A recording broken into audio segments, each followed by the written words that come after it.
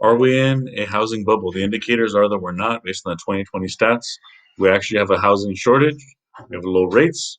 We have moderate appreciation, and we have a lot of non-risky lending going on right now. Indicates that we're not in a housing bubble, or that indicates positive indicators for a strong housing market going forward. So in 2020, the final house appreciation numbers indicate a 10% growth by the three different indexes that track prices of homes. So 10% actually is good, but So home prices recorded the largest annual and quarterly increase in the history of the FHFA Housing Price Index. Look at these three factors: low mortgage rates, pent-up demand from home buyers, and a limited supply propelled every region of the country to experience faster growth in 2020 compared to a year ago, despite the pandemic. So that's from Dr. Lynn Fisher, Deputy Director of the FHA's Housing Division. So here's a graph that shows the number of units completed, number of new housing that's been constructed. And so if our population is growing, and growing and growing, you should be building more and more homes. So if in 1970 we built this many homes, this is 500,000, and now, because our population is greater, we should be up in here to keep pace with the population. But even though our population is growing, the number of homes being constructed is actually less than before. So there's not enough housing for the existing populations. That's what's contributing to the prices being so high.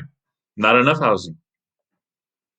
In California, there's 40% less properties available in 2020 as compared to 2019. And so home price appreciation before, when we were in a bubble, when the prices went down and the whole issue, prices have been going up at a high rate at 10%. 2002 to 2005, the prices were going up at 10%. Now the prices are only going up at 6.3% average the last 4 years. This year has been pretty good. So the fact that they're not increasing at a big rate indicates that it's not as the same as it was before. So a big factor is risky lending.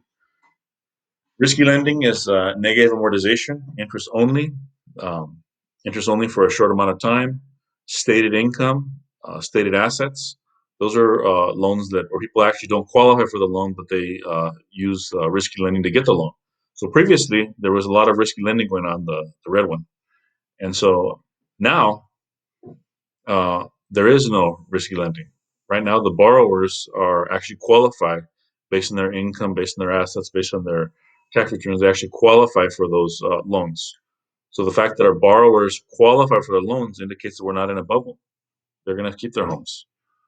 So the number of months of inventory, we have less homes for sale right now.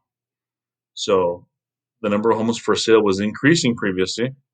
Now it's decreasing. Months of inventory means the number of properties divided by the number of closings. So for example, 2.1, if there's 21 homes available in a certain month and 10 of them close escrow, that's what 2.1 means. So now we're actually at less than 2. We're actually, in my zip code, there was 46 closings and there was 30 homes that were on the market.